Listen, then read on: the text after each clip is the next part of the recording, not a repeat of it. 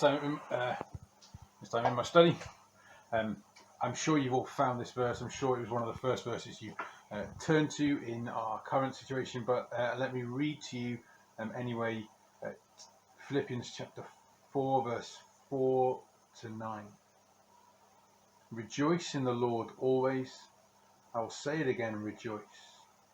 Let your gentleness be evident to all. The Lord is near. Do not be anxious about anything, but in every situation, by prayer and petition, with thanksgiving, present your requests to God, and the peace of God, which transcends all understanding, will guard your hearts and minds in Christ Jesus.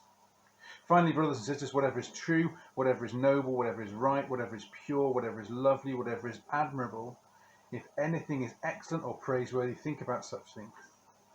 Whatever you have learned or received or heard from me or seen in me, put into practice, and the God of peace will be with you. So obviously it's a really helpful verse when we're all feeling slightly anxious.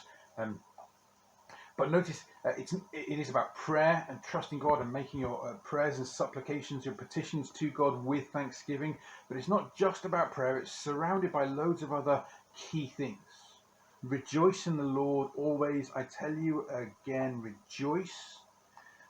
So not being anxious involves a determination to rejoice about all our situations because we have a God of peace.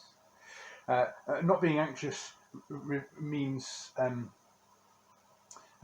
determining to think about different things, whatever is true, noble, right, pure, lovely, and admirable.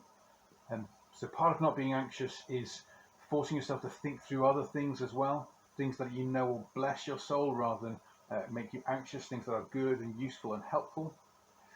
And also not being anxious means watching other people, watching how other people live out the gospel in this time. What you have learned or received or heard from me or seen in me put into practice. Paul expects the Philippians to copy his way of life.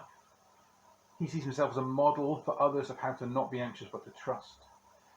So that means either you can be a model to others in your refusal to be anxious, but it also means you can watch other Christians and learn from them how to not be anxious but to keep trusting.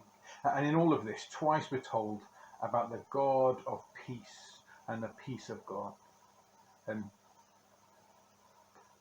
everything looks like a mess, but God exudes peace, and ultimately he will bring about eternal and universal peace.